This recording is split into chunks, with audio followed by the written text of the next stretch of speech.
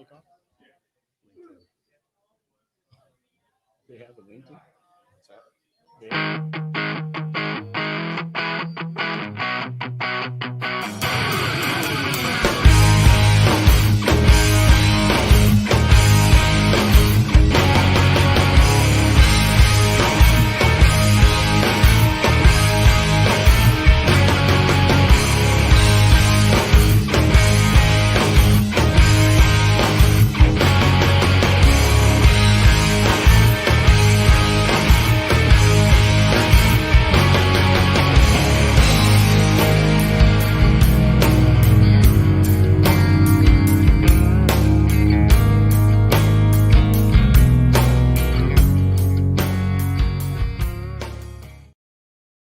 Well, what is up, Bills Mafia? Bills Mafia in the house. Bills Mafia in the house. What's going on, everybody? Welcome to the Hump Day Hotline special edition on Thursday night. What's up, Jay Spence? What's going on with you, boss? I'm just sitting here drinking a cherry wheat. I have water. He's got water. Oh, I had Gentleman's Jack earlier, but right now I have water. What's up, everybody? How y'all doing? Come on, how you doing? I'm good, man. I'm happy to be here. The flight wasn't fun. Dude, right? Arizona. All the way in, flown in special from Arizona. So Jay Spence the King, my man Jay Spence. Let's get it. It's Hump Day. Welcome to the Hump Day Hotline on the Buffalo Fanatics Multicast Network. It's Thursday, so it's not Hump Day. It's the day after Hump Day, right? So, it's a special edition Hump Day. Special edition Hump Day. So do me a favor. So this is what's up. Mathis, Judge, is supposed to be running comments for us, but he is not in here yet. So at the moment, we cannot necessarily manage comments unless I get up from my stool and I do just that. But well, I ask you this too. Anybody that's in Fanatics who has access to it, please jump in and help us monitor these comments, because it is not going to happen. Yeah, at this point in time, we're in a situation where like I can't reach the computer. But this is what we're gonna do. If a super chat comes in, if you want to talk to us, if you want to get our attention, you super chat us through YouTube. It gets our attention. We'll definitely throw it up. But we're gonna talk Bills Titans. What a train wreck that was. We're gonna talk Bills Chiefs, which is supposed to be happening in about 20 minutes. 20 minutes, right? But the NFL screwed us. We should have been ending this right now. Yes, we should have been ending this right now. So which we're not exactly happy about. Assholes. Let's keep it clean. Oh, it's children. I'm sorry. Let's keep it clean. I'm sorry, man. Let's keep it clean. So, but yeah, virgin ears in the back. So we're also working on some limited internet bandwidth. So if we get a little bit sketchy or jittery, or the audio and stuff like that cuts in and out. Oh, Judge is about to show up. He's in the room. I can see. Yeah. So talk to me. How you feeling about the Titans game? Before we talk about the Titans game, you want to get the read out the way? Maybe we should. Let's get the read. You or me. Why don't you do it one more time? One more time. Listen, I'll jump in as needed. For those who are here and then those who are watching live, obviously. Earmuffs in the back. Earmuffs in the back. Earmuffs in the back. Because I messed up already by saying ass. Listen, fellas, ladies, if you have a fella, help your man out. Let's help him, or you help yourself, help him out. Let's manscape some stuff. You got to clean them balls up. You know what I'm saying? We got to keep the bush low. Manscaped.com. Put in the code Fanatics, you get 20% off and free shipping. You're gonna have to mow that lawn, man. I'm telling you, you're gonna have to mow it. It gets ugly and stinky. So this is what's up. So we've had extreme success here at Buffalo Fanatics, being partnered with Manscaped. So if and I have a Manscaped kit, and you've got a Manscaped kit, and we've done, I don't even know what it is, 30 or 40 different sets of Manscaped kits since we've partnered with Manscaped. So it's legit. The products are real. They work really, really well, and they're not just for men. The reality is you might, men, if you buy them, women, if you buy them for your man, you might find yourself using them. Men, you might find your significant other using them as well. So no. We don't share personal care. You share body fluids. I will share fluids. But not personal care. I would share fluids. But we would not share. In case anybody's wondering. Do stuff live. See, this is why I can't do stuff live. In case anybody's wondering, yes, I'm blushing at this point. So do me a favor, everybody. If you is that my dog Mookie in the house? Mookie's in the house. What's up, Mook? What up? What up? So, Bills Mafia entering the room. Couple things. We got giveaways tonight. We've got wristbands tonight. What we want you to do is we want you to grab the pen and a name tag. We want you to get a wristband. We need you to get a raffle ticket from Jim. Jim's in the house. Jim. Thank you so much, Jim, for bringing a raffle item for us. That's totally awesome. And there's a birthday. We got to announce a birthday. What's the birthday? Our good friend Kendra. I don't know how young she is, and we won't announce that because you don't ask a woman her age. But it is her birthday. She is a phenomenal person, and apparently she's a great trainer. I need to hook up with Kendra because I got to get rid of this gut. Real talk, okay? Real talk. I'm tired of wearing hoodies. That's funny. Tired. It's just COVID, dude. So like when COVID goes away, it'll all go away. No, I was fat before COVID. I was actually worse before COVID. Like, yeah, no, That's like funny. I actually these pants before COVID I couldn't fit. So do me a favor. Don't pay attention. Don't pay attention to Jay Spence right now. Jump on that like, hump that like button. And like I said, if you're watching on Facebook, if you're watching on Twitter, if you're watching on YouTube, share it up. Let's get some people up in here. Let's have some fun tonight. We're going to be on for about an hour and a half, just talking Bills, Titans, talking Bills, Chiefs. We're going to take questions from you guys. We're just going to have some fun. So this should be and as far as I know, this is unprecedented. I don't think anybody at this point has done a live YouTube chat or This YouTube. season? I don't think ever. Like, do you know anybody that's done this before live on location? With Fanatics? Or just Anybody? in general? Fanatics? Anybody? Yeah. I've seen it in general before. But Yeah, don't they have like real gear? I mean, I've got my iMac sitting there with an interface. I think an iMac is real gear though. I'm using popsicle sticks and duct tape to put this thing together. I mean, come on, bro. They couldn't tell, man. Like, The only thing here that costs real money besides my computer is this banner, this beautiful, gigantic banner. but everybody on there can't tell. Like, yeah, people here are like, man, what the heck? But everybody on there couldn't, and you're just giving all the secrets away. I apologize ahead of time. So let's talk Bills Titans. I don't want to talk Bills Titans. Does anybody want to talk They Bills were Titans? horrible. They were horrible. First half, I was okay. Like, so I'm sitting in the airport and I'm watching Josh. First of all, the first interception, I still don't put on him. It's true. It's true. I can't. However, defense, I was concerned when we played against the Raiders because I thought that the running defense was going to be horrible. Listen, our defense has issues. Our defense has issues. I'm not saying we don't have the keys, we don't have the pieces. Last season, we obviously had the pieces, and we made good additions this year, with the exception of maybe one or two pieces that we might say, we could have gave that money to somebody else. But for the most part, it's the same defense. We still got the same guys. We lose, though. But, man, they got to get – there's no excuse. There's no excuse for them dropping 40-plus points on us. I think for me, there's a great deal of like coming into this season, obviously with no OTAs, no mini camps, nothing going on, no preseason clearly.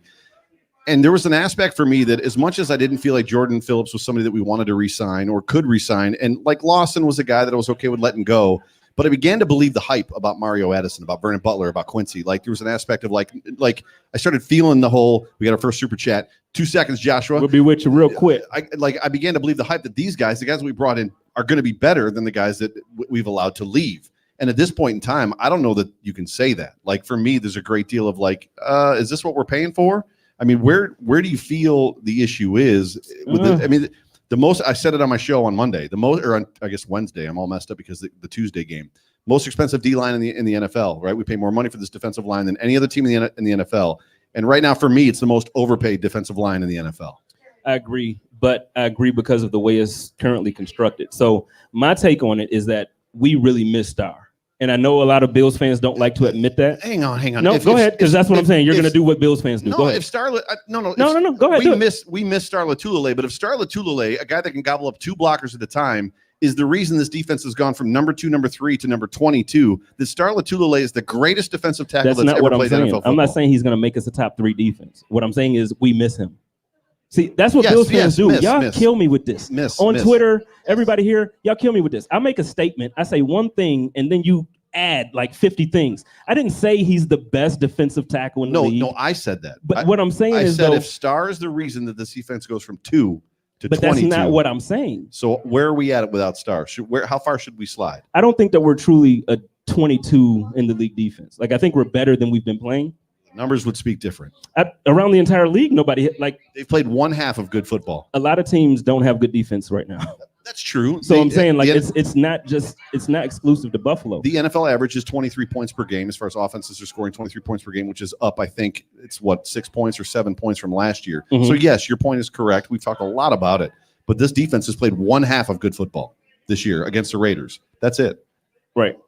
The part that's concerning to me is so like every year, every offseason, it seems like when we go into training camp and it's like they're scrimmaging and stuff, you always hear, oh, the defense is always ahead of the offense at first.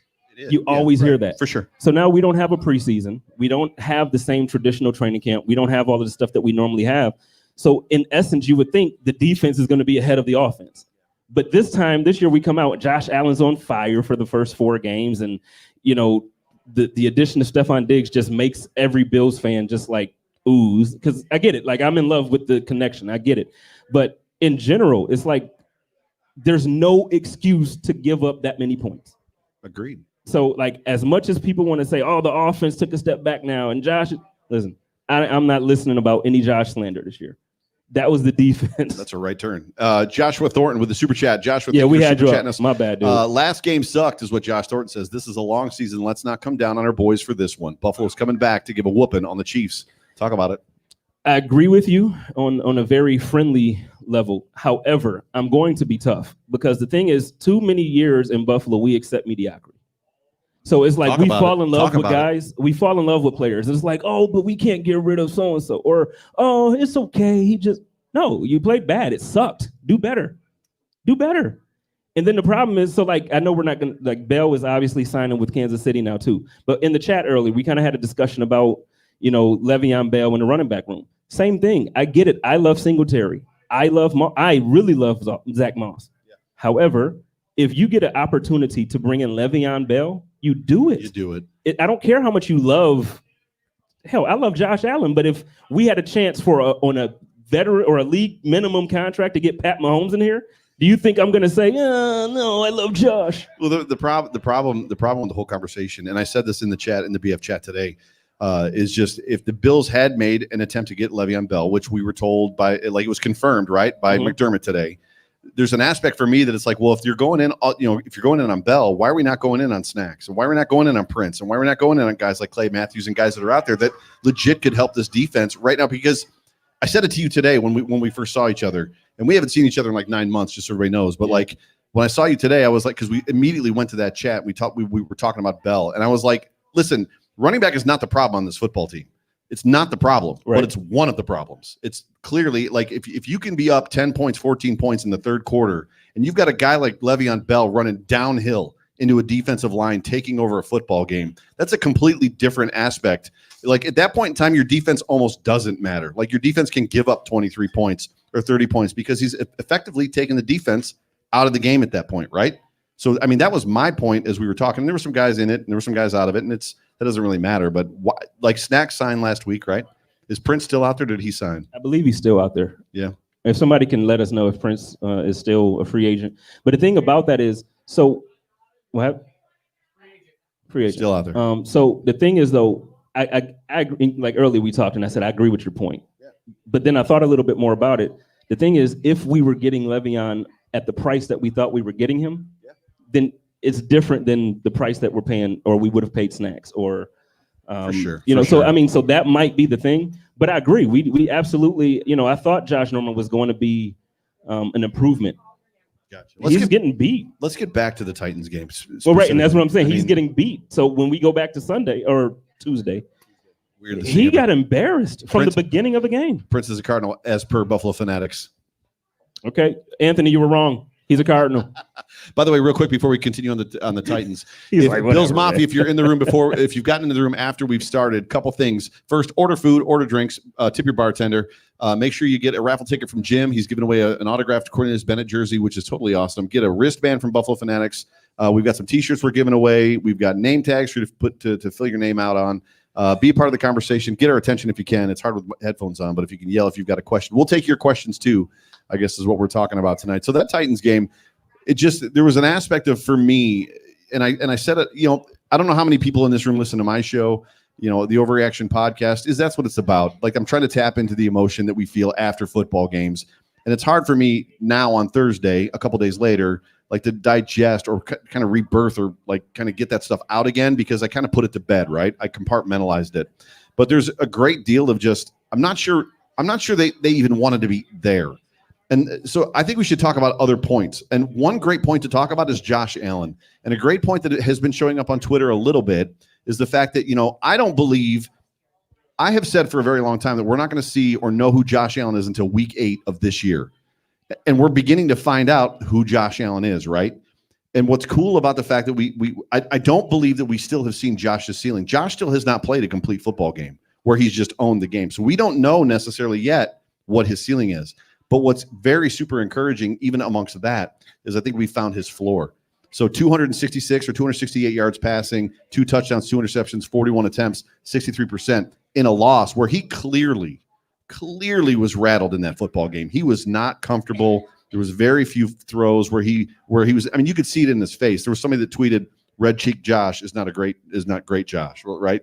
There's an aspect of like, he looks the way that he looks through his face mask. But thoughts on Josh and how he played in that football game? Well, aside from, before I talk about like his actual gameplay, the thing that really impressed me was when the game was clearly over. You just saw a different level of leadership from Josh that I haven't seen from a quarterback in Buffalo. As much as I love Tyrod, Tyrod's a great leader, great guy. But what I saw from Josh was a different level. So I appreciate that. As far as his gameplay, I agree with you.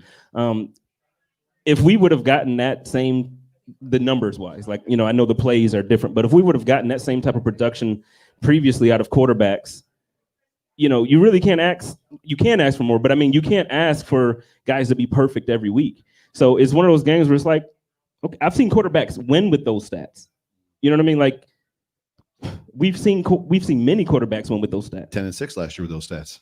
So in that we could have won a playoff game with some similar stats. Yeah, for sure. So the gameplay, Josh's gameplay Tuesday, I'm not coming down hard on Josh like that. But this defense needs. I'm not looking for you to come down hard. I want you to talk about the positives. I want to talk to you. I want to ask you how that feels, knowing that this might be his floor, like his potential floor, like which is so. Not only is his ceiling increasing, but his floor is increasing. I mean, it's exciting. I mean, what was it, Monday or Tuesday? I tweeted out like just a gif of Josh, and I was like, "But Bills Mafia, this is your quarterback. Like, be excited. Like, this is your quarterback." I mean, it's incredible just who we have like behind center. It's been 20 years. I mean, we're living in it's wildest dreams land. I've talked about it for a long time. Like we're living in wildest dreams land. Like your quarterback lost on Sunday or on Tuesday, sorry, at 268 yards, right? 63% completions, 2 touchdowns, 2 interceptions, one wasn't his fault. Right. I mean, it's a different world. It is. And when you watch Josh now, like you said, he was kind of rattled that game. He obviously was. I don't think anybody really from the Bills team, I don't think they wanted to be there. I don't either. But for whatever reason, he was rattled. Run for the bus. They're running for the bus. I still was able to see leadership. So, like I said, the gameplay, we can absolutely say, hey, there's some positives there. He was still able to make some things happen. I'm still complete. What was it? The first, I didn't really catch the second half in its entirety like I wanted to. But the first half, I mean, what were we like? At one point, we were like 7 for 9 on third down conversions. Right. No, that was actually another positive from the game was the third down conversion rate. Like the Bills killed it. So it's like, so there's a lot to look at. Like, okay, this is who we are. This is our identity. But they didn't feel like playing that game, and it shows. And that's why I say it doesn't. There's no excuse to me for losing that game the way we. Now, if you lost the game, if you just got beat, and you really gave it your all, and you guys showed up like you're supposed to, you would not hear me saying anything. But those guys looked like they didn't care. Or let's not say they didn't care. It looked like they clearly were like, Coach, we didn't want to come, man. You can't. You're professional football players. When the last time? I don't know where everybody in here works, so I'm gonna just pick on people. Mookie, if you went in there to WFO and Sheila came into her office and you was just like, what do you think Sheila gonna do? Not feeling it today. Right, Sheila Brown. For those who in radio world who know Sheila, she ain't no soft cookie to just push over. Kyrie, you at BNMC, let you decide to just not work.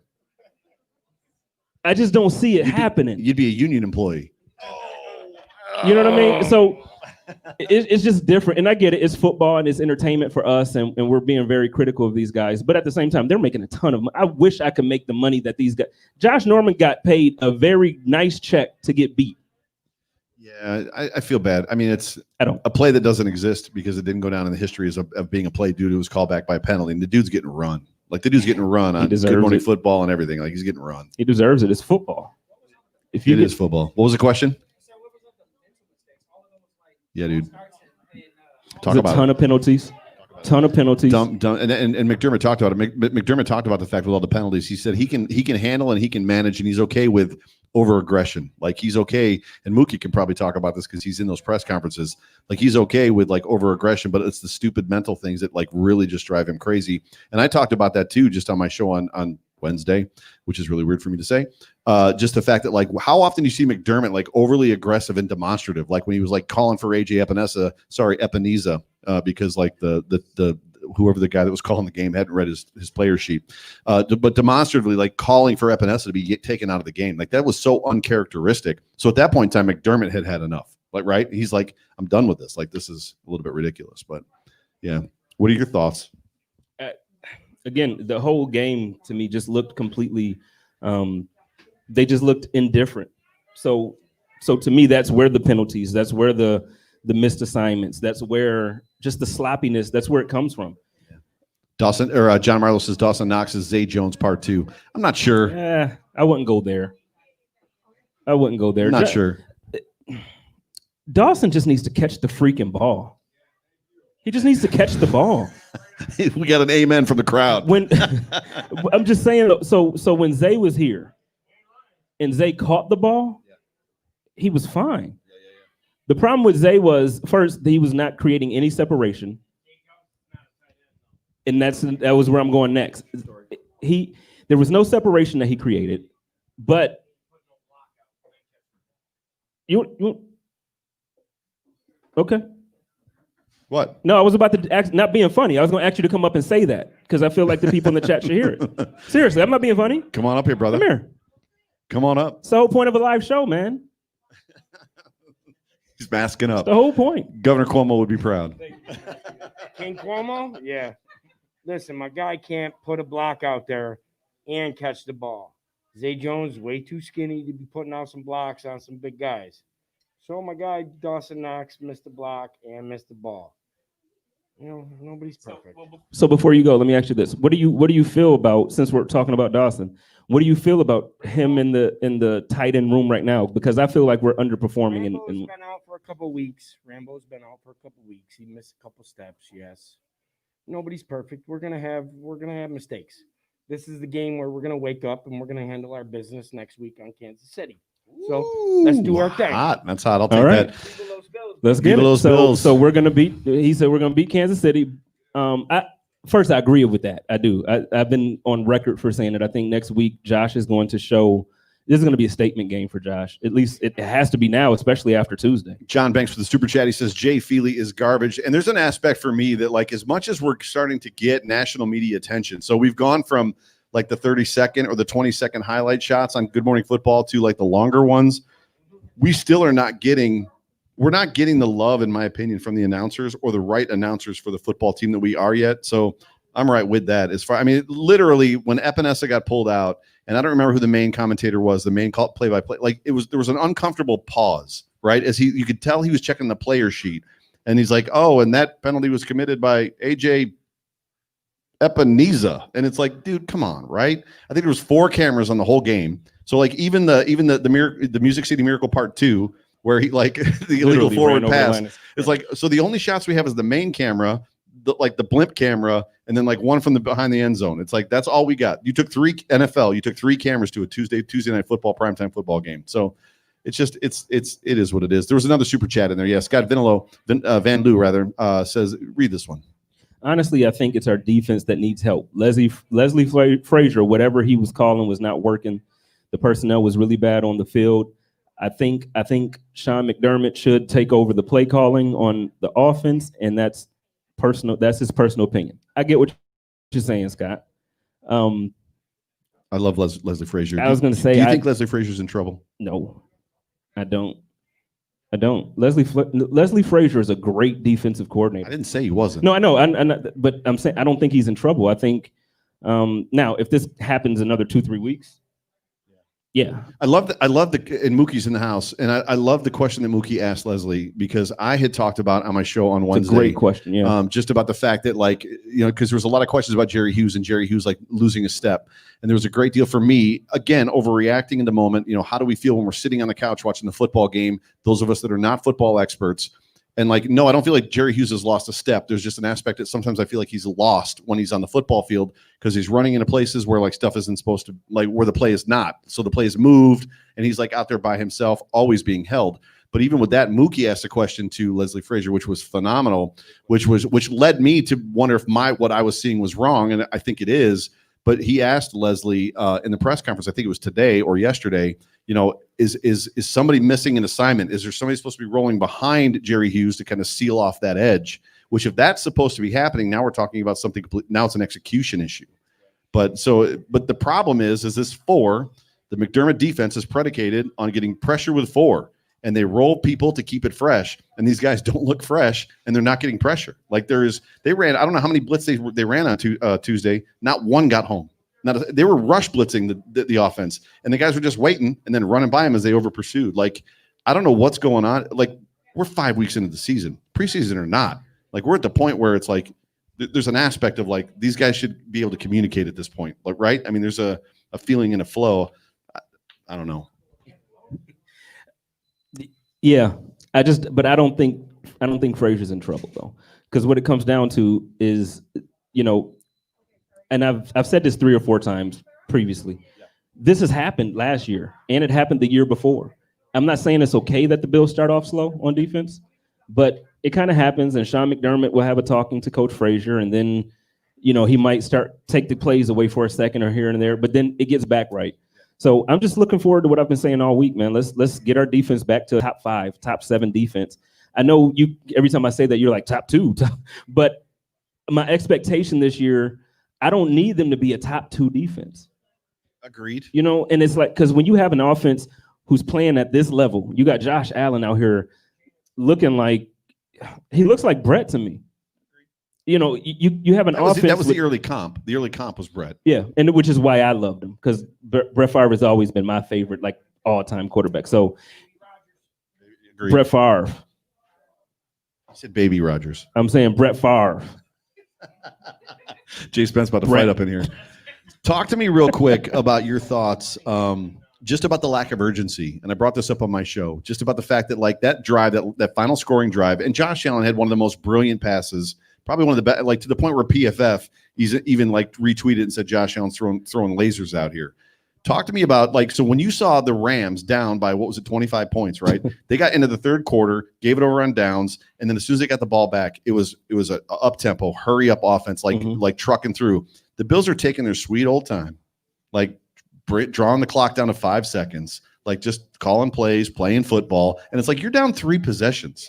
Like, you're down 3 scores. How about, like, acting like you're down by 3? Look, we've got the weapons. We've got the offense to do it. We've got the guns, but you're at that point in time, not only you're playing the Titans, you're playing the referees, you're playing the clock.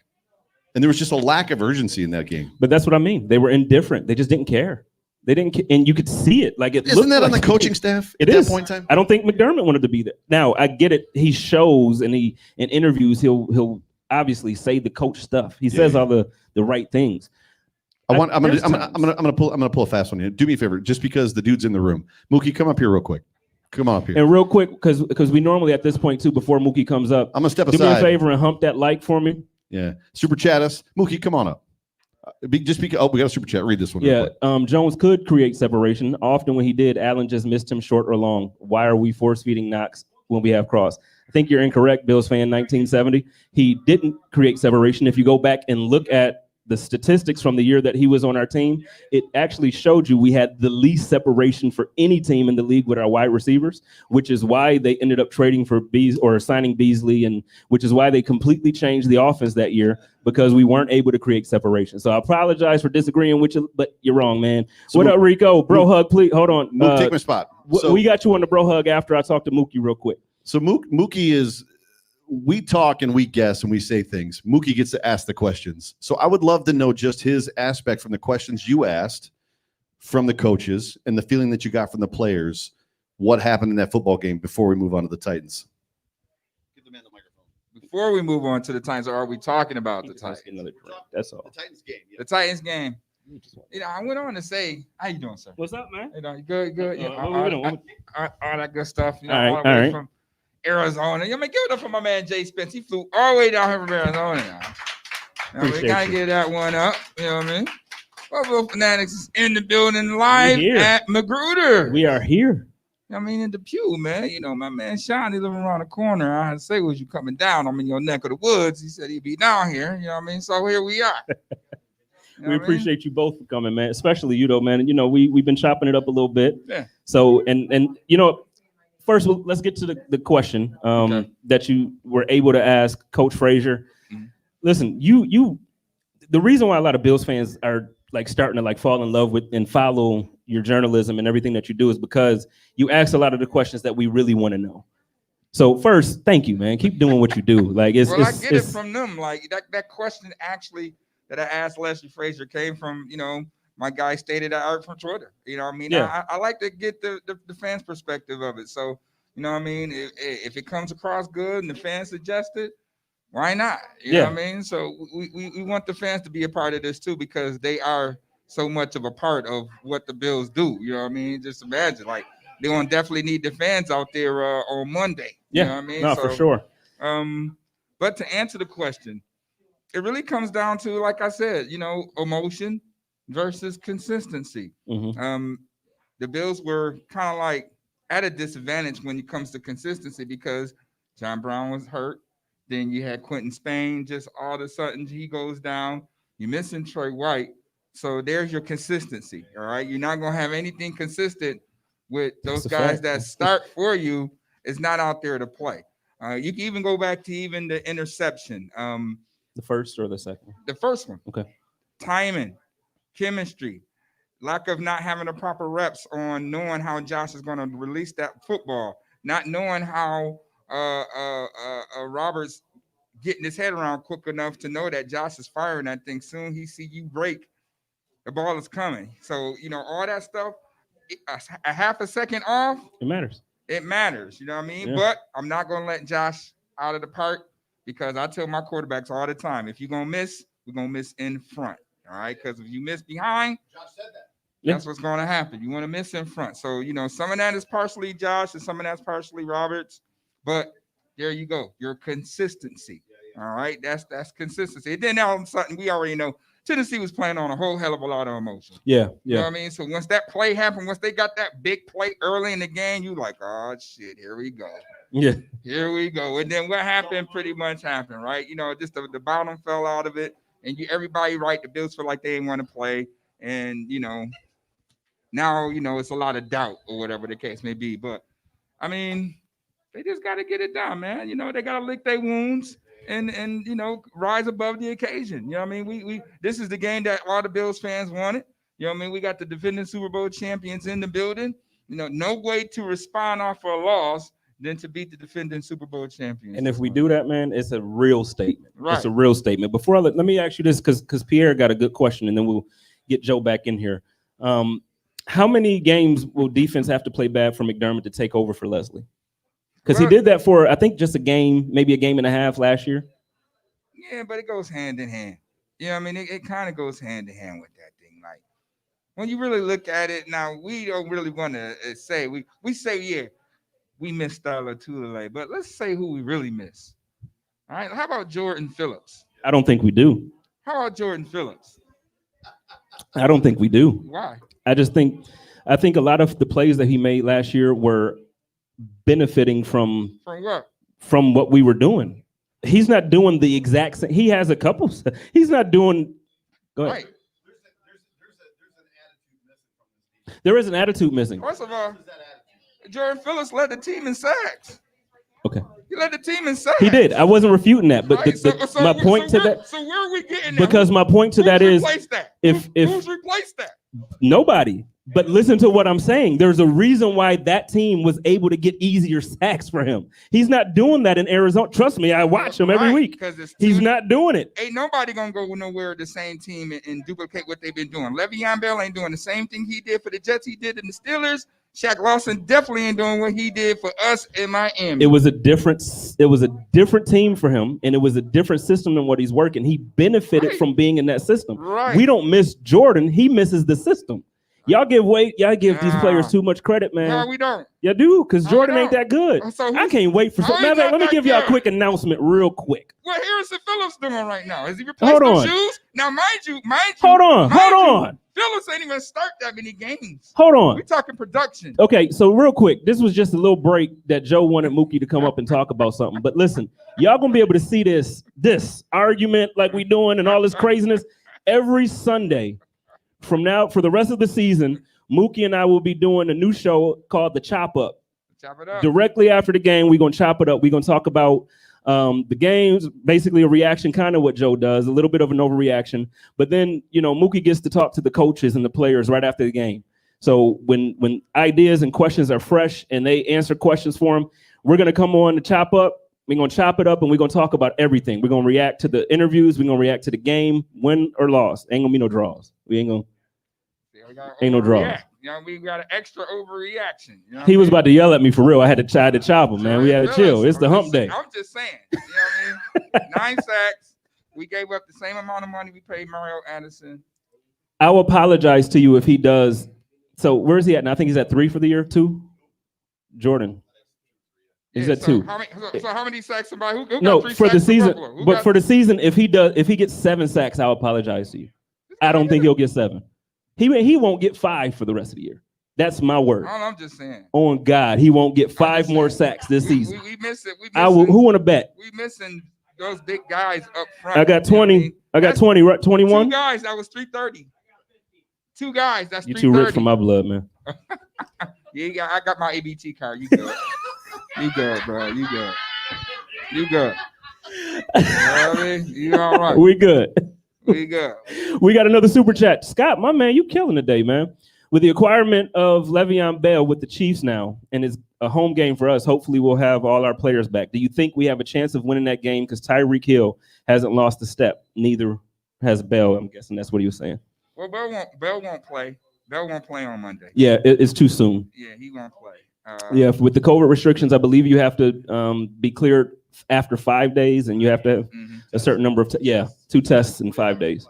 Yeah, so we don't have to worry about Bill maybe in the playoffs. You know what I mean? But as far as that go, I mean, hey, it's a copycat league. All you got to do is look at how the stop top offenses teams are just going to 4 to 3-man pressures. So you got to see people's run game evolve. All right. I knew it was coming. All right, I knew it was coming. People's run game have to evolve. All right. It's been a passive league like it's been 7-on-7 the first 4 games of the season. Yeah. All right. So teams are backing off. All right. So you look at it. It's a numbers game. I'm going to drop 7 to 8 guys in coverage when we go 5 wide. 5 by 7. All right. It's a numbers game. There's more guys out there in coverage than you're doing. And Josh get greedy.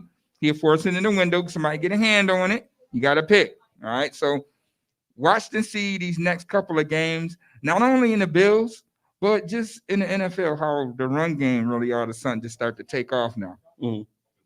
We'll see. I'm hoping it takes off for Motor and Man, can the man get a sweep? You're he right. Just get a regular Can sweep? we do the things that he was successful just at last season? Just a regular sweep. I mean, they do too much with the zone running. Last year, there was a more power run team. Yeah. Now they're zone running, and then they experience a lot of difficulties with that because our line is not athletic enough to be running zone right now. You know what I mean? And you know what? That's funny, man, because over the summer, and I don't know if it was on your show or not, but we actually talked about how it looked like certain guys were losing weight and getting into shape to be more athletic, so that way they could do more screens and more. And it's like we're not doing any of that. Now Morris is fine. Yeah, no beef with Morris. Is fine. I mean, you look at it like, okay, why Quentin Spain all of a sudden? He's just sitting down now. He started 2 games. He was 2-0. Then all of a sudden he's a backup right guard.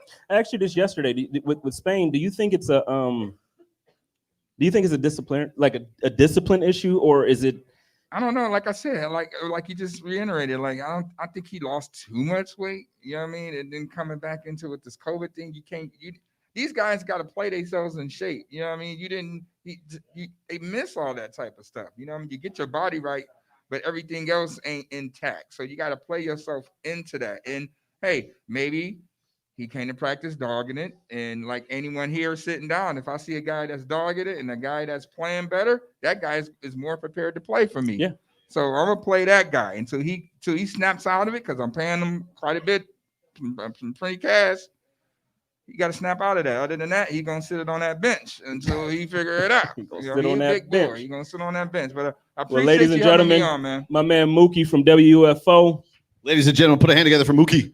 Mookie Hawkins is the man. Mook. And like I said, look for us starting on Sunday. We'll be going live after the game or after the interviews, and we'll be starting our new show, The Chop Up. Hey, Judge, can you throw that one comment back up? I missed it. I think somebody was trying to. And we're going to transition to the Crack on Chiefs me. game here for about 20 minutes, and then we're going to take some questions from the room and from the chat. I'm killing my own argument. So apparently, because I didn't think that Jordan deserved so much credit. I don't know. I guess There's an attitude that's missing from this defensive line. Yeah. And you can't say there's not. So I No, agree. there absolutely So, is. and what I love about what Mookie said there's 9. They have 9 sacks. They actually have 10, but one of them was Jared Goff running out of bounds on 4th down. Right. So he sacked himself. So, but they have 9. It's as much as Josh Allen has 1 interception. Well, let me ask They you have this 9 then, because I mean, when we say 9 that, sacks. then, and I know we want pressure on the quarterback, and we want sacks. Like that's the whole point. But With 4. That's the point. But wait, it's 5 games. So if I was to say to you before the season, Joe, we're going to average 2 sacks a game, how would you feel going into the season? If Depends I on said the to games. you, no, you can't. No, you can't add. If I said before the season, no games are played, yo, we're going to average 2 sacks a game next year. It's not a valid. Everybody in the room can tell you it's not a valid argument. How is it not a valid? I'm asking a Hey, simple question. Joe, we're gonna average. I wasn't arguing anything. We're going to yet. average 10. You're pushing me strong, man. This Stop is great. drinking. This is great. I'm not drinking. You're strong. Nobody fears our defense right That's true. Boogie said nobody fears the defense. After week 5, what I'm asking is, y'all still ignoring my question. Hang I on, said in hang this on, summer, hang on. Let me answer my finish. question. I'm going to. now. Sacks a game, that's horrible. If Answer my question. if we did a show together preseason, Mhm. and you said if the Bills at game 5 are averaging 2 sacks a game, I would then say who are the sacks against. I would not just say would I agree with it. Because if we had 6 against Miami and 4 against the Jets, no, I'm not okay with it. There it is. Y'all talking this because of where we at. I'm just telling y'all talking this because of where we at. I didn't say it was great. What I'm saying is the conversation being, if we go from a team, because there was a couple years where we didn't get in, it looked like this year we barely got any pressure on the quarterback. Yeah. We upgraded to, which still last year wasn't a great pressure. See, we didn't have great pressure. And in the reverse, we've had years where the defense was bad and Mario Williams is getting 15, 18 sacks a year. So we've had both sides. Right. So, but my point is now is like, if I asked you in the off season, like, hey, we can maintain so for the year, 32 sacks. How many do we have last year? I don't remember. Somebody in the room. Can somebody tell me how many sacks we had last season? Anybody know? You said what?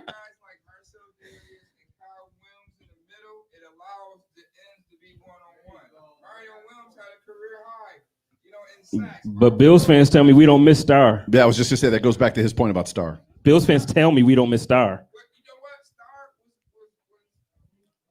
Mookie preaching. Mm-hmm. Star was balling.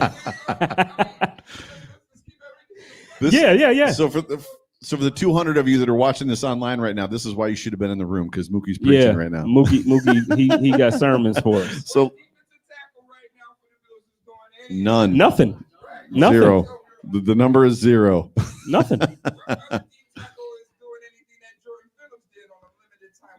Let's what do is this. Jordan Phillips doing that Jordan Phillips did last year? Let's What try. is Jordan Phillips doing? I ain't asked where he playing. So you keep giving me this Jordan Phillips speech. What is Jordan Phillips doing that he did last year? The show might be over. He ain't doing shit. The show might be over. The show ain't over. Let's talk Kansas City. Hang on, before we transition, let's do this. Are you good with doing the giveaway now?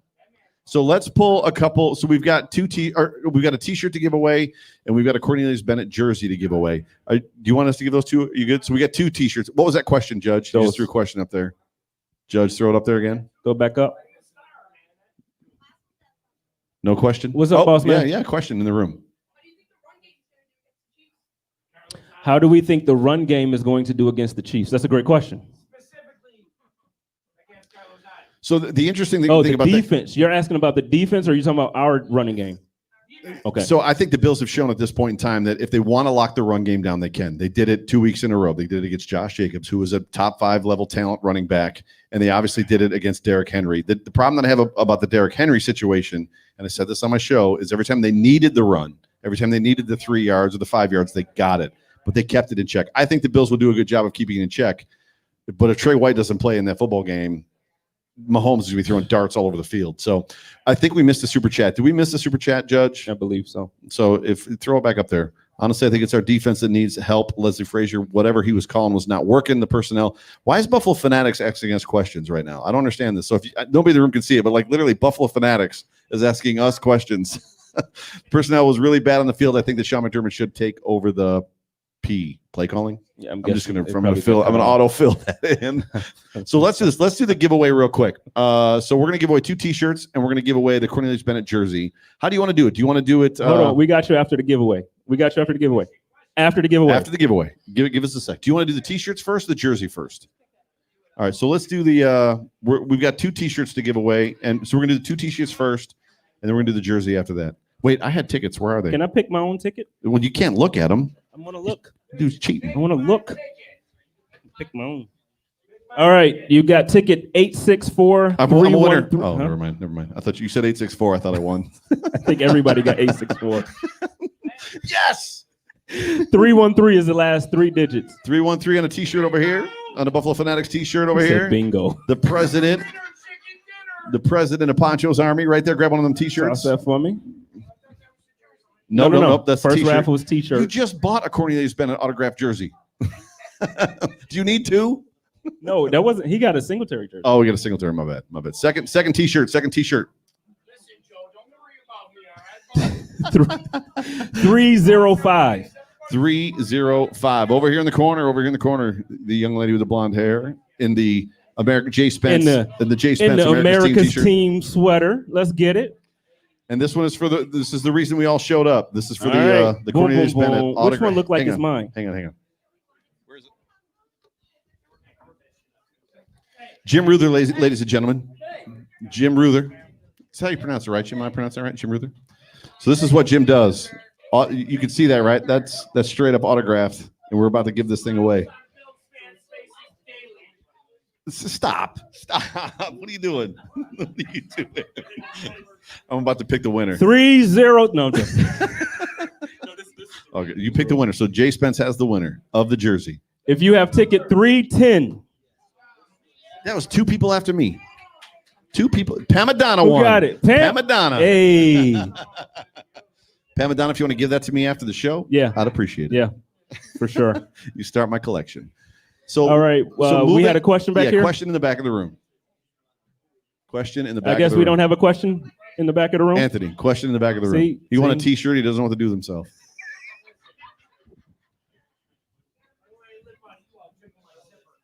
What? What? Wait a minute. We'll come back. I think I just got sexually harassed. I'm like, what? Wait a minute. So, do you think if Leslie Frazier shifts the bed during Kansas City, do you think McDermott takes over? I think if Leslie Frazier craps the bed, he's got a whole other set of problems. Might need to see his doctor real quick. But to answer you, like I don't. Let the people know what the question is first. So the question that was asked, I'm sorry. Well, the question that was asked is if. Let me tell the people the question, man. I love you. We need a bouncer. If Leslie Frazier does not call a good game against the Kansas City Chiefs, do we think that Sean McDermott will take over the defensive play calling? What do you think? He's done it in the past. But okay, he has, and that's what because I kind of just asked Mookie, like, how long do you think this has to go on? Do you think it's after the Chiefs game though? Like the Chiefs, what I'm saying is, let's just say Leslie Frazier was coaching us to a top 3 defense right now. Let's just say we had the best defense in the league. It's the Chiefs. I'm not saying that it's okay to have a horrible game against them. What I'm saying is an offense like that, I don't think I'm gonna whoop somebody for you can't expect you just can't expect him to go in there and just dog them. What's interesting about this is a great segue question. It is. As we get into the Chiefs, which are the games being played Monday night at 5:00, which is we just played a Tuesday night game, which is the first time in 70 years an NFL game has been played on Tuesday. Now we're playing 5:00 on Monday, which is an East Coast game, which is even stranger. However, the last 2 weeks we went into that football game, Raiders, Titans, and it was basically we're going to stop the run. We're going to try to keep the tight end, Waller, right? And then Jonnu Smith in check, which they did in both games. And we're going to dare the quarterback to throw on us. Now, Derek threw for 300 yards, 300 plus yards, but the Bills overcame it. Tannehill had a very businesslike, very efficient, was it 185 or 195? Like he didn't throw for many yards. What is your poison in this football game?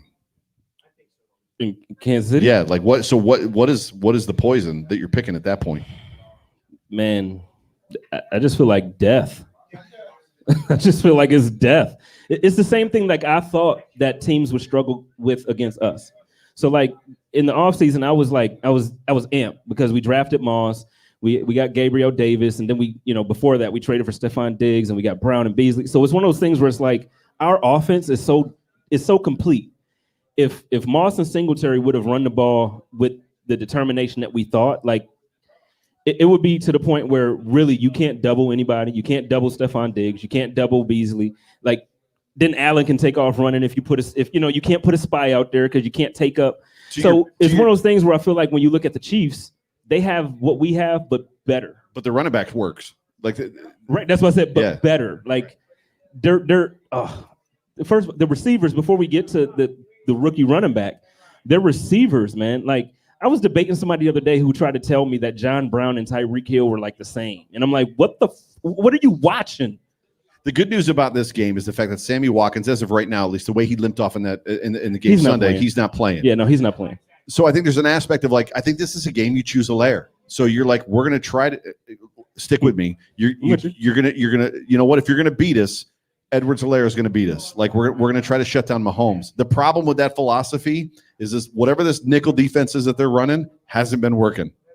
So even if we try to shut down Edwards-Helaire, like there's a great deal, like at least from what we've seen, that Mahomes is going to light us up. I'm gonna be honest with you. I would much, and I know it just doesn't happen. I think I've seen it twice in his career so far. You don't shut down Mahomes.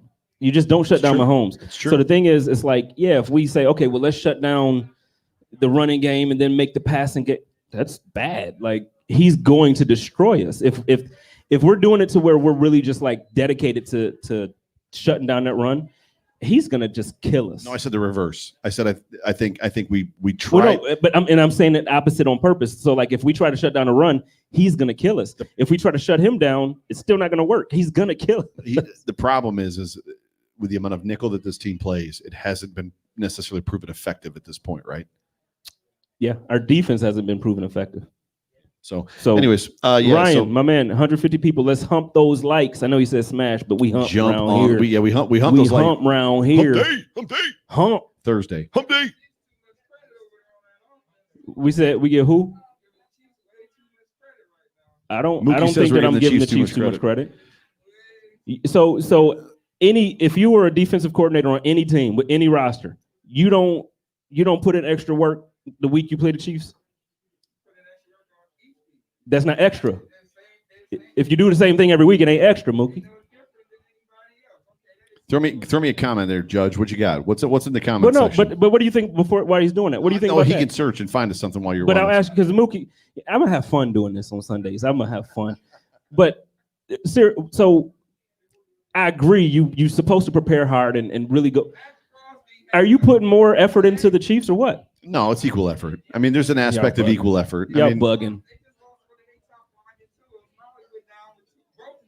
I understand. Similarly, right? Listen, I understand. They're on offense. They're deep in a way that we haven't seen. Like it, I get it. I'm not trying to like make them like into this juggernaut, but they are. They just won a Super Bowl. Time out. You picked the Bills to beat them. I did. Just reminding the people in the room. I picked the Bills to beat them. But what I'm saying is I also picked the Bills to beat them over the summer under the assumption our defense was going to be our defense from last year. So the question is what's it going to take to get the defense to start playing the football that it played? It's funny because we have the reverse of last year. And I wasn't on the Fanatics network last year when the stuff with Daboll was going on, meaning like when the Bills were having a problem, like when they go in to play the Browns and like Daboll calls Josh Allen to throw 41 passes against the Browns, against the worst rushing defense in the NFL. And it's funny because, and that's where I was calling for Daboll to be fired.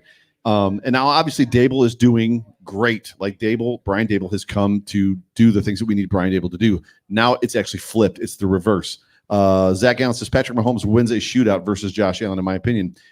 I can't necessarily disagree. What's interesting about the flip is at what point does the accountability come in? At what point is McDermott in the face of Leslie Frazier pounding the table? Because we saw it ratchet up. So there's an aspect of rope that McDermott gave Daboll to figure it out. Yep, we got to figure it out. We got to coach him up. Yep, we got to figure it out. We got to coach him up. Another loss. Yep, we got to figure it out. We got to coach him up. And then there's a clear point where it was like you could tell McDermott like laid the hammer down. It's like, okay, that's it. Like we're done with the cute stuff. Let's play offense. So I guess that's my question. Where are we at in that this defense is what it was? Like we've added good pieces. We haven't added bad pieces. We haven't lost pieces. They should return as a top 3 defense. They're not there. At what point is McDermott in the room? And I guess that's the question from Anthony, taking over the play calling for Leslie Frazier. Because it's either an execution issue, which is what we've already kind of discussed, or it's a play calling issue, and Leslie isn't feeling the flow of the game. I don't have that answer. What are your thoughts? I'm with you. Like I don't have an answer. I hope McDermott steps in soon, if not for this game. I do, honestly. If he hasn't put in more, but that goes back to my question. Hang on, Mook. That goes back to my question. If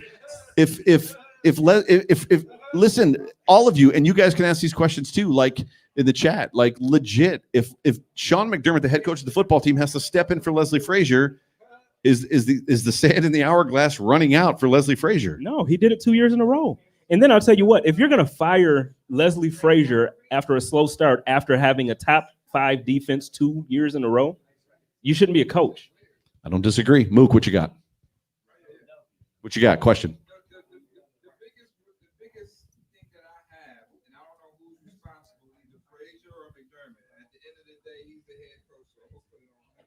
Because nothing goes past him that he doesn't okay. Head coach. I agree, but I disagree. Is there? So let me get that part.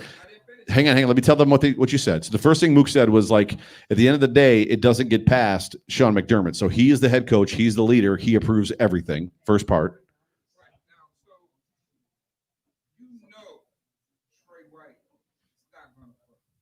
This Monday or the Tuesday? Gotcha. You know Trey White's not going to play. So we know Josh Norman is 30 plus. Why are we scheming this defense still the same way as Trey White is out there and Josh Norman is Trey White tonight? I figured that they should have played at least a little bit more zone the hell off. Sure. Well, they were playing cover 2 with a short zone, correct? Or short man. Cover 2 with a short man. Or no short zone? So Mookie's saying that Josh Norman should never be one-on-one with A.J. Brown. That's absolutely true. And I think that was the bugaboo too. I think they prepared as though A.J. Brown wasn't going to play. And I think there's an aspect that they got surprised that A.J. Brown did play. Because that's a completely different football game at that point in time. So Mookie was asking the question, why do you go into that game scheming for Josh Norman to basically sit in the place of Trey White? Because Josh Norman is clearly not Trey White. We love Josh Norman, but Josh Norman is not Trey White. So, which I would agree. This Chiefs game, though, is going to provide a whole bunch of different challenges. I mean, you're talking about, PJ says, do you see the Bills picking someone up for D before the trade deadline? If so, who? PJ, if you've been with us since the beginning of this is an interesting point, because what I don't understand as far as what's going on, as far as what happened in the news today with Le'Veon Bell, is the fact that Sean McDermott announced or at least confirmed that the Bills were in on Le'Veon Bell, which to me was like, well, if the Bills are in on Le'Veon Bell, why were they not in on Snacks? Which, when you're missing Star Latulele, to Spence's point, why are they not in on Prince Amukamara? Like, which we've got cornerback depth issues. Why are they not in on? I know you don't like Clay Matthews. Why are they not in on Clay Matthews when you've got linebacker depth issues? There's an aspect of like they haven't been in on these guys. So, trash. Go ahead. I just had to say it. Trash. I don't know. Trash. I think there's a weird juxtaposition on this team, for this franchise, where they believe the pieces they have on defense, and Mookie may have asked this question as well. They believe that the people that they have on this defense are the right people. Did Leslie say that? Leslie said that, right? We believe the people we have are the right people. So I don't think they're going to go after anybody. So to answer your question, PJ, I don't think they're going after anybody. I think the people that they have are the people that they think they need, and the people they want nobody else. Yeah, I agree. I think any addition that we make between now and the end of the year on defense will end up being somebody we had like Zoe. I don't think that they're going to look to make a trade or use any assets to bring anybody in. For sure. And then with Zoe, it's the end of the year. He's enjoying his life. So Zoe's not looking for the grind for the rest of the season. He's looking for, we make the playoffs. We got a shot at the championship. You guys need some help. I'm here for you. By the way, big shout out, big special thanks to Macgruders for housing us and having us and just being us. And I smell chicken wing sauce. That's why I'm looking around because you did it. You did it. Justin is over there, got chicken wings going. He's going hard with them instantaneously hungry. So if you have not ordered food, if you don't have a drink, please order some food. Get yourselves a drink. Tip your bartender. That's one. Tip your server and that's tell them thank you for having there. us. Dude, this is way more fun with people. It is way more fun with people. So we got to figure out some way to do this. And I still think this is unprecedented. I don't know of an alternative content network that's done this in the past. I've seen a couple, but like I said, I don't think anybody has done it on our level. Like, dude, this because we're awesome. We the truth. We were awesome. The truth with an F. So talk to me about what you think the Bills can do. What are you looking forward to seeing the Bills do in this Chiefs game? The thing that I have two things that I have my eye on. Obviously, we just talked about the defense. I need to see those guys show way more effort than they showed us Tuesday.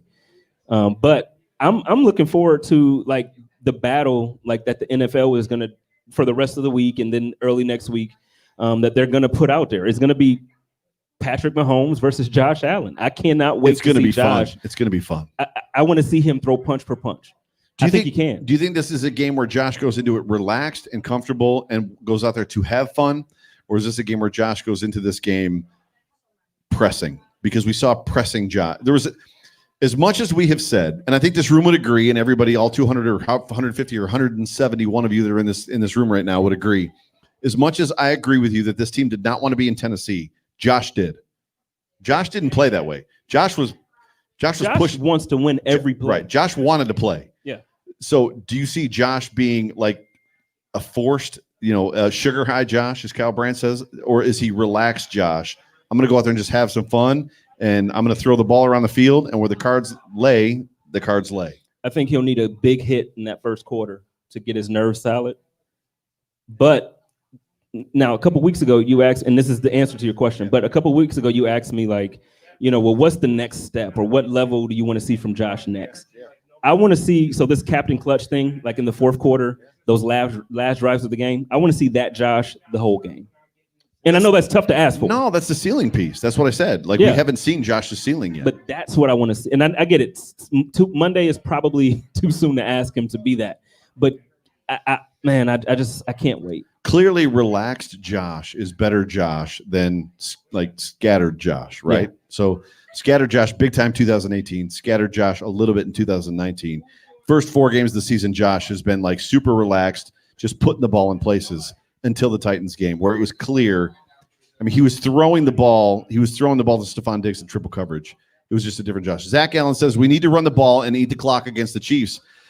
Bobby Ray says Josh needs to drop 40 on Monday. Yeah, Bobby. So, Bobby, I agree with you. Zach, the problem is I don't believe that this is an offensive team that right now can run the ball against defenses. Yeah. Like we are seeing a team that can not consistently rush the football against defenses.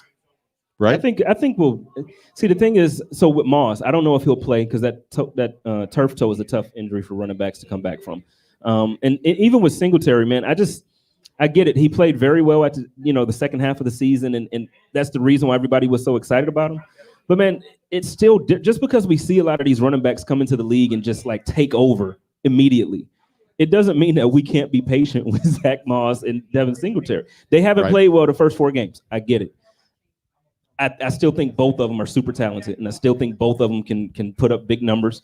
So Moss full participant in practice today. So yeah, so we're gonna see Zach Moss on Monday. And to be honest, I'm thinking and hoping that this is the week I can prove Pierre wrong. I can't wait to call Pierre because Zach Moss is like looking like a beast. Like I can't wait for that. We had a question in the back over here. Question in the back. Okay. That's a great question. We're not talking about the Titans, but there's something. Yeah. Beasley's always open. Always open. The bigger thing about the bigger thing about your question, and I said it a second ago, is the fact that Josh Allen was forcing the ball into double and triple coverage to Stephon Diggs in that football game in the first half. The Brian Daboll can talk to Josh Allen up to, I think it's 15 seconds. Is that right or wrong, Mook? 15 seconds. Why is Brian Daboll not saying to Josh Allen, look for Beasley in the first half? After he's forcing the ball to Diggs every down, why is he not saying, Josh, calm down, look for Beasley? In the second half, he clearly got the message. You know, Mookie, can I, next time you get an opportunity, and this question might not be the best to ask that time, but at some point, can you kind of ask, because I'm always curious to see, a lot of teams do script their plays. Last year, the Daboll said he didn't. That's a great question. Right. So one of the things is, I do feel like the offense comes out in the first half and they look really good. Like the first quarter, we look like, wow. Like I remember the first week, I'm like, is this the Bills? like, is this for real? And then week 2 happened and I'm like, what happened? And then week 3, so my point is, it's like it gets better, but then coming out of the second half, we still don't see he's getting that Bojorquez jersey. I'm just telling you, he's getting that jersey. Keep that up, Jason. Judge. But can you ask him that at some point when you get a chance? Like, you know, a lot of teams do, and a lot of fans want to know, like, do the Bills really script these plays? Do we put together plays that we know Josh does well, that we know that the receivers and Josh has a certain communication that we just know, okay, this is going to be a good drive? Do we do that for the third quarter? Why don't we? Like, that's a really. So I didn't see who it was, but somebody just asked why we're not wearing Bojorquez jerseys. Just so everybody Jason knows, I made a bet with Spence that if Bojorquez finishes the season as a good punter, that I have to buy a Bojorquez jersey. And guess what? I think he's like 4th in the league. At this point, Corey Bojorquez, even though he does not know how to turn the football and put the laces now out. That I will right. Does holding count? No, he needs to be fired from being a holder. The worst part about that moment is like Tyler Bass puts the ball through the uprights, and then you see him conversing with Bojorquez. And Bojorquez, I think, was saying, "Bro, like, I'm sorry." Like, yeah. And Bass like, "Oh, it's no big deal." No, it's a huge deal. It's a big deal. It's a huge deal. Get it right. Don't let the that hell is wrong with you? This is my job. You almost gonna be fired week 1. So I'm gonna be buying at some point in time a Bojorquez jersey from China. Bitcoin, so sorry, Jim. I apologize, Jim, but I'm gonna be buying a Bojorquez jersey from China. Well, I'll buy it from China and then send it to Jim to have him get it signed. Like, hey, go have Corey sign this for me, Jim. Oh, that's amazing. How them wings, Justin? They're good, he says. He's not saving any, so I guess they're great. That's so funny. So let's do this. Let's talk about real quick. We got a couple minutes left. Stat line for Josh Allen. Can you go first? I didn't ask for that. I said stat line for Josh Allen. Can you go first? You want me to go first? I got to think, because what I expect him to do, I think it's going to be a shootout. Is what I think. I think the amount of and I'd love to get the room's kind of feel for this, including the chat. Yeah. I think the amount of the fact that McDermott said we're in on Le'Veon Bell proves to me that they know they've got a problem with the run game. So I think as much as the Bills came out against the Titans and tried to run the ball and establish the run against the NFL's worst rush defense, and it didn't work, I think we're back to pass, Josh Allen run, or pass. Remember last year, and I get it, we cut him this offseason, but last year we tried to pick up a kicker when House Money was struggling. Yeah. Could this be one of those things like, okay, guys, let's light a fire under your ass? For who? Singletary. He hasn't been performing well. I don't think it's him. I think it's Devin Singletary is not a between the tackles runner. I get it's the play design, which is what I just said. Devin Singletary. I'm not debating that. I'm not debating that at all. But what I'm saying is there was still going to be somebody who came in to take snaps away from you. Who do you bring in? I mean, I guess if you're telling me Lev Bell's not that guy though. Like, okay, let's just change the topic. Let's just tame the topic, because I've seen too much BS on Twitter today. On Josh Allen. People talking about Le'Veon Bell is washed. Le'Veon Bell? I'm trying to move on. No, man. Josh Allen. As far as Josh Allen goes, Le'Veon Bell washed. I think they're going to be throwing the football around the yard this week. I'm not listening. Clearly. Le'Veon Bell washed. He went to Adam Gase. That's the problem. Josh Allen is going to throw the football around the yard this weekend. That's what we're talking about. Joe clearly doesn't want to talk about Who put that? Didn't realize it was 2016. I don't know. I would take him. See, we got people in the chat acting crazy, talking about they wouldn't take Bell. Listen. Anyways, moving on. I'm so glad they're not the GM. I'm so glad. I'm so glad. Live television show. This is the last time Joe gonna be able to tell me what to do live. That's not true. That's totally not true. Oh, it's very true. I'll have my own. Anyways, moving on. So for me, there's an aspect of like Josh Allen in this football. I think he could have thrown for 300 yards in that football game last weekend, Tuesday, 2 days ago. Sorry. If Andre Roberts doesn't fumble that return, I think the Bills get the ball back. Obviously, he comes out throwing. For me, Josh Allen is in the 350 range in this game. I think he's in the 3 touchdowns range for me in this game. I think he cleans up the interception. So I've got 350, three touchdowns. I'm not worried about the interceptions from this week. I don't know. I'm hoping that it's the numbers that you said. What's up? I'm wondering how much time we've been on. Oh, I'm hoping that it's the way that you're talking, like those numbers. I'm hoping. Sure. The thing is, I do have a nervous feeling about this game. Not as far as it being like, oh, we're going to take an L, but what you mentioned about Josh is, he comes in with his nerves a certain way. Are you coming in? Well, but today or this game is a huge game. Like when the schedule came out, every Bills fan circled this game. Like, oh, we played the Chiefs in Buffalo this Thursday night. Everybody started buying plane tickets. I'm like, oh, let me check. I'm on there. It's one of those games where all eyes are going to be on Josh more than this season they've been on Josh. I really, really hope he can settle down and play like you're saying. To this point, I can't trust that because I can only trust what he's given me. And so far, when he has those moments, he's played hero ball. Anybody in the chat? Anybody in the chat worried about Josh Allen? Anybody in the chat worried about Josh Allen? So what do you got numbers for him? I'm going to go with 320 yards passing. I'm going to say 4 touchdowns total, 2 passing, 2 rushing for Josh.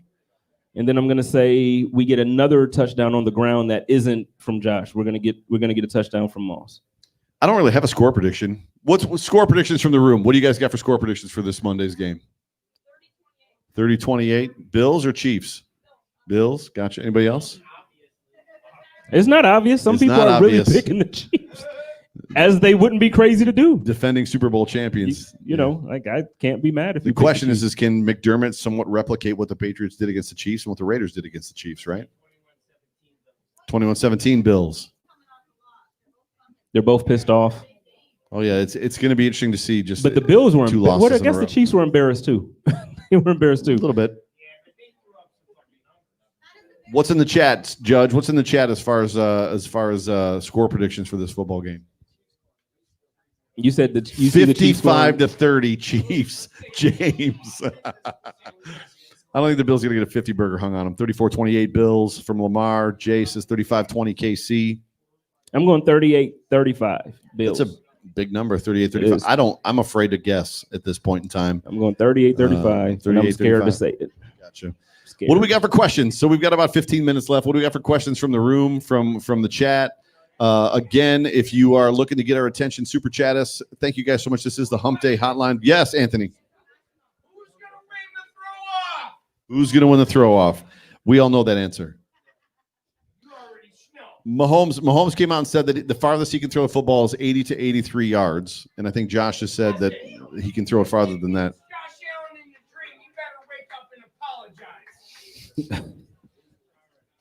Josh Allen threw a football faster. Was it? I don't remember what the miles per hour was, but faster than any other quarterback in NFL history at the combine. So I don't. There's some clearly like inside information or inside joke going in the chat. on. Y'all can't really hear this because there's no like mics out in the audience. But man, I was just tell you, man. Anthony, Question. I have a question. What's up, man? Who does we got a super chat. The pullout best name on the thing. The Pullout King asks the question. Hump those likes. Hump those likes. Just popping in to show some love here, and at the end, I'll watch the rest tomorrow. 48-38 Bills. Pullout King. Who do you think the awkward time start benefits the most? Does the 5 o'clock time start at home benefit the Bills, or does it benefit the Chiefs? Agreed. I don't think it really benefits anybody. It was clear that the Tuesday start did not benefit the Bills. I guess that's my point. Right. I would say it benefits the Chiefs a little bit more because they had an extra day. They had an extra day to, well, not even a day really. If this whole thing with COVID didn't happen, like you said, we would have been playing tonight. So the Chiefs have. We would all be watching the football game right now together. Well, at that point, it would have been not 3 games in 9 days or something, like 3 and 10 or something like that. It was 3 and 9 because now at this point it's 3 games in 12 days, so it's one of those things where it's still a lot for the Chiefs. Like, so when you take that into consideration, the Chiefs are still playing a ton of games in a short amount of time. Bodies need to heal. Like, I'm trying to remember, I can never remember who said it, but it was one of the guys from the Bills 90s teams. I think it was Thurman. And he's like, no, every week after a game, I feel like I was in a car accident. So when you're playing 3 games in a short period of time like that, it's still going to be tough for the Chiefs. But I do think it benefited them a little bit more to allow their bodies to rehab a little bit. But I don't think it's going to be fun for either team. What's up? I know you're technically now from Arizona, and you're in Buffalo. Why are you wearing gloves? These my She said COVID. No, is anybody else wondering why Jay Spence is wearing gloves? To be honest, I had a Mitchell and Ness. At least go one glove. Like, give me some Michael. No, I'm not Mike, man. Mike is a legend. I have a lot of work to do to wear one glove. I got a whole lot of Mike. Got a whole lot of work to do. But no, these are my grandmother bought me these gloves, and I don't have an opportunity to wear them anymore. So I'm like, I'm gonna wear it for the show. And I had a Mitchell and Ness, like a scarf I was gonna wear because it's dope, but I was like, nah, it's just too much. It's too hot. I was actually about to come up out this hoodie a couple times. Little Mikey or Adult Mikey? I don't know. It's hard to argue either way, right? Little Mikey was great. Adult Mikey was great. I'm gonna go Adult Mike. Yeah. You can't argue either way. Well, Mike gave us Thriller, Off the Wall. 'Cause this is Thriller. And to me, that's the worst song on the album. And not saying it was bad. It's the worst song, though, is what I'm saying. The whole album is a freaking... We are regressing. Steve Mathis with the super... Judge Mathis, who is actually operating the chat right now, his super chat is, who is the biggest Bills fan in Arizona? That's all you, Judge. You got that. My man Judge Mathis does a podcast every damn night. He does a live show every night. He's a guest on somebody else's podcast every night. He's in here doing the show he's producing the show. He's the one doing chats for us. He's in here I cannot compete with you, boss. Real talk. I disagree. It's neither of you. It's Lorenzo Alexander. Nah, man. He can't be a fan. He's on the team. Or Ryan Fitzpatrick. Ryan Fitzpatrick is also from Arizona. He's a Dolphin. They've asked him though. They asked Ryan Fitzpatrick, what's your favorite team to have played for or fans? He said Bills Mafia. But that's not saying he's the biggest fan of the team. He loves the fan base more. Judge Mathis is the biggest damn Bills fan I know. Anybody that can dedicate it's probably 80 hours a week like he does. It's Judge Mathis and the regulars in the actual like YouTube chat, right? Yeah. So the Ryan Thiels, the Truth of Hearts, all these guys, like the Zach and all these guys that are in this thing. But without being funny though, and I know we talk about this off camera a lot of times. Without being funny, I know I just kind of said it jokingly, like Elliot's in this chat every night. But Judge, Steve is in there, man. A lot.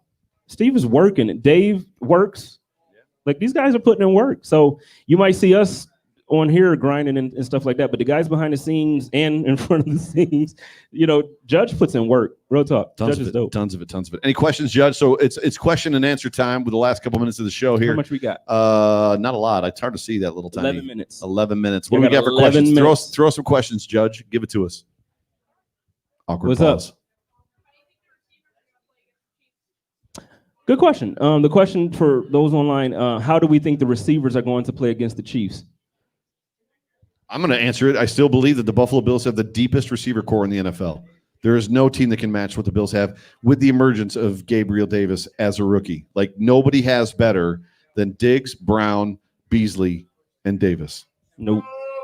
I think they're going to perform very well. I just disagree with Joe's point about them being the best in the league. Who's better? The Chiefs. The Chiefs.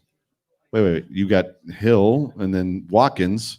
You acting like they tight end isn't the best receiver. No. Like, are we really acting like Travis Kelce isn't a part of this? No, that's the receiving core. When you throw the ball and he catches it, Hexy asked the question: how explosive do you think this offense would be, even with Evan Ingram? So with a real tight end. Oh, I just said real tight end. He is a real tight end. Sorry, Dawson. I like Dawson when he has the ball. Who doesn't like Dawson Knox? Show of hands. Everybody likes Dawson Knox, right? Everybody in this room likes. No, Dawson but I'm Knox. saying when he finally catches the ball, he's like my favorite tight end in the league. Agreed. He's like running through people, running over people. Catch the damn ball. Just catch it. Catch a football. Got all his hair. PJ says, what do we do with the Teron Johnson? Put Cam in the slot. Cam showed out. Cam played out and I showed like out. Teron Johnson. I don't know why he gets so much hate. I don't know why y'all hate on Johnson. Well, he so didn't much. play well on Tuesday. Okay, Josh doesn't play well. We don't have the city begging. The play that, and I know you didn't get to see did you see the whole game? I know you were on the plane. No. So there was a play in particular where it was like 3rd and 20 something, and Teron allowed a pretty long pass to which kind of buried the Bills in the moment. So Even if it wasn't the a refs push-offs, you're talking about a referee crew that the amount of stuff that they didn't call, and so they're calling Stephon Diggs and Gabriel Davis for false starts. Meanwhile, on critical 3rd downs, you've got the running back flinching. They don't call it. You got the entire. I don't know how many plays there were in that 4th quarter where the offensive line for the Titans was not set, moving shoulders, heads up and down, moving shoulders, snap the ball. They weren't calling it. It was, they weren't calling a whole lot of anything in that football game. The play you were just talking about when Johnson gave up the 1st down, when was that? It was late when the Bills needed it. Well, hold on. But I mean, do you remember kind of what the score was? I do not. Okay. Well, I was reading, and again, I don't remember who it was, but it was a guy who retired, and they quoted him from a ESPN article, and he was saying that a lot of the things that he dislikes about the writers and some of the stats that we use, like PFF and all these other things, one of the things is that they don't take situational football into account.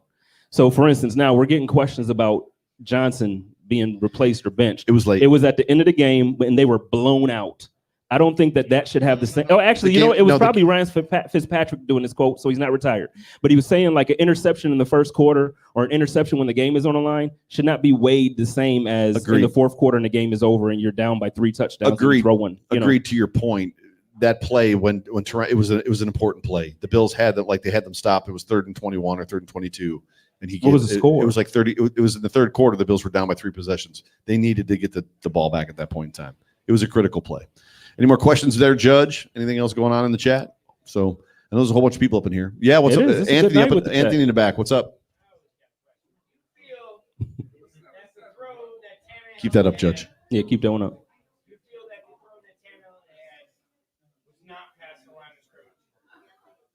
It was past the line of scrimmage. That was miracle. That was a Music City Miracle Part 2. Yeah, no, that was obvious. By a yard and a half. Lone Wolf asks, who and how is Norman going to cover?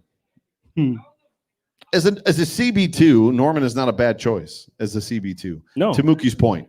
But who in the world thinks that you're going to put Norman on A.J. Brown every single play and expect something other than what we got? It's just not good, man. And I get it. If Trey doesn't play, we got to do what we got to do. But, man, I pray to God that Trey plays. Yep. Rico, my man Rico in the house, ring that bell. What the F does it matter what the score was? Why do you even put the star there if you spell the whole word out? He was a liability. Sorry, he was a liability. Clay says, I'm going to make a Teron video just for you to see, Spence. Do that, DM me. But I'll tell you what, again, a lot of the times we make these statements, like, for instance, and you and I talked about this off air. So the Bills play a zone defense where a lot of times they want the defense, or they want the offense that they're playing against to keep the play in front of the defense as opposed to behind. So a lot of times we're looking at Johnson giving up, or he's making the tackle, and it's like, oh my God, he's always good. They purposely allow a lot of these things, and Rico, because he's going up. It matters what the score is. If you're down by 3 touchdowns or 3 scores, like Joe said, that game was over. And I get that we think because now Josh is doing this thing that he was going to make a miraculous comeback at the end of the game, down by 25 points, and he was going to be MVP, Captain Clutch. It was 18. Oh, my God, it was 18 points. It was an L. It was an L, and we're talking about a play where the game was over. It wasn't over, though. It was. They weren't coming back, Joe. Come on. This is the guy that blew me up on Twitter because I said this game is over when it wasn't. Mr. Always Believe. We're talking third quarter. When third quarter. No, when you sent me that text, the Bills were winning when you sent me that text. No, the Rams had taken over. The Rams had scored 28 unanswered points. No, and then even let's just say we were down by 3, whatever it was, because they did come back, right? The game was close. It wasn't a 3. It wasn't a 3. It was the third quarter. But I'm saying it wasn't a 3-possession game. It was the third quarter. It was a 3-possession game. The Rams scored 28 points from the third quarter to the fourth quarter. Yo, the level of love for mediocrity in this city. You just said the game was over. It was over, and I'm pissed off about it. That's mediocrity. I was actually expecting the Bills to be able to come back. That's not mediocrity. No, I'm expecting when teams show up and act like they don't want to play, there's no coming back. They weren't coming back from that. That's different. That's different. The 2-point conversion mattered for sure. Mookie, so the play he's talking about, real talk. Like I get it. I get it. And I'm too matter of fact. I get it, right? That play that he's talking about, because I didn't see it. I was on the plane. Did you think the Bills could come back at that point and win the game? The play he's talking about.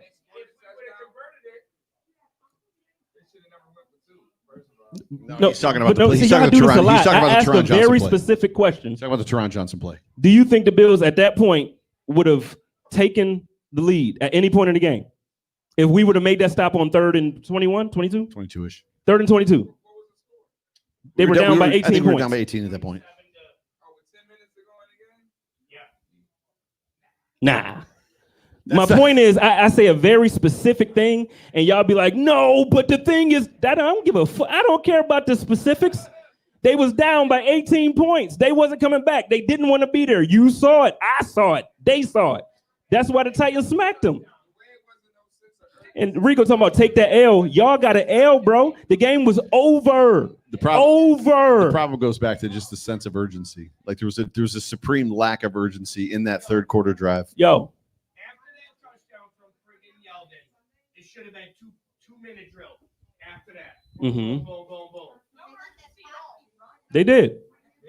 Super chat, Josh Bradford. We can't put it all on Allen. The defense is not where it needs to be. Josh Norman is not a number 1 corner. Spend some money and get a true corner. They're gonna draft 1 and 2 cornerback, linebacker. I don't know which one is which. But I can't quite see it. Is somebody? Are there people in the chat putting it on Josh? I don't. So Steve, if you can kind of put up another one, because I don't. There were a lot of drop passes, and it was the return of the drop pass for sure. Yeah, I was gonna say last season it wasn't fun, and to see that again. Rico, my man's burying himself. I'm not reading that. Rico tripping, man. If y'all really think in the third quarter we down like that, and I'm taking the L because I said the game was over. Ladies and gentlemen, thank you so much for joining us on the Hump Day Hotline live at Macgruders restaurant and pub in Depew, New York. Yes, sir. This has been a lot of fun. This would have been the only way that this would have been better is if there was a Chiefs game coming up literally in the next 20 minutes as we're signing off. I want to thank Captain Trips. I want a Bills-Titans rematch in the playoffs. You'll probably get want it. That. But I just appreciate all of you guys like just tuning in. The chats, those of you that came out, congratulations to Pam Madonna on the autographed Cornelius Bennett jersey from Jim Ruther. Yeah, dude. My name is Joe Miller. I'm one of the hosts of the Hump Day Hotline. You can find me on Twitter at Joe Miller Wired. This is my co-host. I'm Jay Spence the King. I'm the host of the Code of Conduct. You had to think about it there for a minute. I was about to do something else. Do you want to make an announcement? Well, I kind of made half of it. So yeah, you did Sunday, way too early. Well, I mean, my man Mookie was up here. We was in the moment. You know what I mean? It was good. Starting Sunday, Mookie and I will be starting the chop up. We'll be, chopping it up, talking about the games and the reaction to the interviews and the players. Another announcement, before I make the announcement, I do want to take this opportunity to thank Rico, Pierre, and Bobby, and then everybody else who's a part of the Buffalo Fanatics Network. I want to take this time to thank Judge Mathis. Steve is an amazing support system. He's done so much to help me. But unfortunately, tonight will be my last night as a member of Buffalo Fanatics. Nothing bad. I love those guys. They love me. Hopefully, I think they do. I hope they love me. But I'll be transitioning. There will be announcements soon to come. But starting Sunday, my guy Mookie and myself will be doing the chop up. And then the code of conduct will actually be moving from Wednesdays to Tuesdays. Kevin, I'm gonna miss you too, man. I love you. Kevin's my guy too. My Canadian Miami fan. Kevin's a Dolphins fan that loves Bills fans. Yeah. It's really weird. Yeah. Because I hate all Dolphins fans. I love Kevin. So we're hoping to keep the Hump Day Hotline going. We'll see. We have not gotten necessarily confirmed word yet as to whether or not the show will go on, but the hope is that the show, because I love this. I love doing the show with you. Yeah, you're my guy. You're man. my bestie. We're going to Piercing Pagoda We're tomorrow. getting bestie bracelets tomorrow. Bestie bracelets tomorrow. We're It's gonna put it on. happening. We're gonna put it on Twitter. Going down. And we're going to the Bill store. Are we So- going to get like the ones with the hearts, like the heart, and then you break it and you have half and I have half? More than likely, yes. Yes. But this Gotta has do been it. the Hump Day Hotline on a special Thursday live at Macgruders. Thank you guys so much, Macgruders restaurant. Put your Thank hands together for you. Macgruders. This was a phenomenal time. Again, when you check out, make sure you tip your server because this is what they do for a living. So treat them right. Otherwise, unless there's no more questions, do you have anything else to say? Go Bills. Go Bills, y'all. Love you guys. Oh, I played the wrong one.